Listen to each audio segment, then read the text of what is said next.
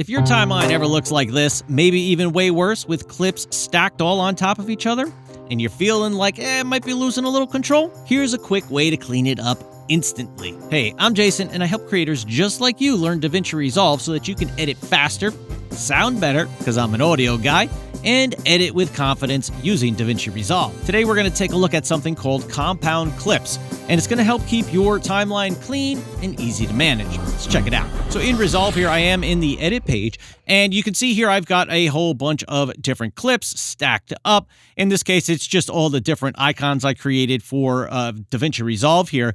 And let's say maybe I wanted to like fade these out all at once. Well, I don't necessarily want to have to come in here, come into my timeline, fade all these in and out. Or maybe I want to apply an effect to them. I don't want to do it to all of them because it just takes a lot of time. That's where something like compound clips can come in handy. And to create a compound clip, all I have to do is select all of the clips that I want to include in that.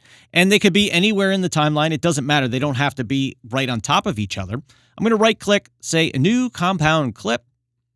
It's going to ask me for a name. I'm going to call it DR Logos and hit create. So now you're going to see it appear as one clip on my timeline, but we still have all of those layers in there.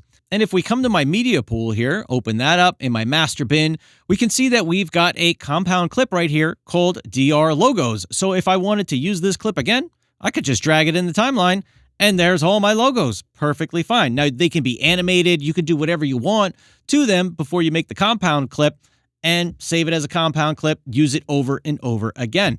Now, a little bonus tip, you're like, what if I want to change something in there? You've got a few options here.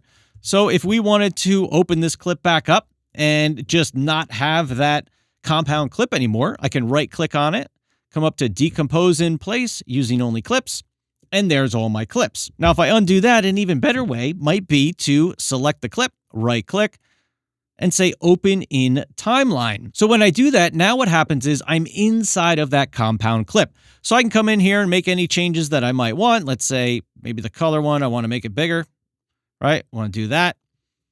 Once I'm done here, all I have to do is close my timeline or go back to my other timeline. And sometimes it's a little easier when you're doing this kind of stuff to come to your timeline view options, display stacked timelines, turn that on. Because now we could just close this, select my original timeline, and come back to my logo here. And now we see that that color icon is big like we made it inside of the clip. It's very similar to using multicam clips if you're familiar with that kind of workflow.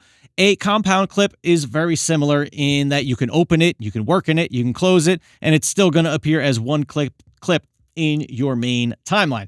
But they can save you a ton of time with the clips here. Like if you wanted to fade all these out, for example, I could just fade out my compound clip, fade it in.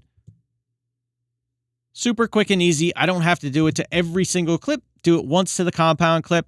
We're done, and you can move on to whatever you got to do next. And this is just one example how you can use compound clips to keep your timeline clean, neat, organized. You can still jump inside them, make changes if you want to. It's just another tool to have in your tool belt that can help you stay organized, keep things together, keep your timeline clean, because we all know things can get a little messy from time to time. But compound clips are a great way to just kind of help you stay organized and simplify your workspace a little bit. If this video was helpful, go ahead and hit that like button. It helps the video out. It helps me out. I would appreciate it. If you want more DaVinci Resolve quick tips, I've got a whole playlist of probably hundreds of quick tip videos that you can check out. Learn everything you need to know to speed up your workflow, little tips and tricks along the way.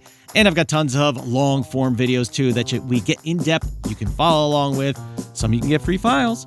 Got an audio course if you want to learn audio. I have pretty much everything you need to get going in DaVinci Resolve and deep dive on a lot of things too.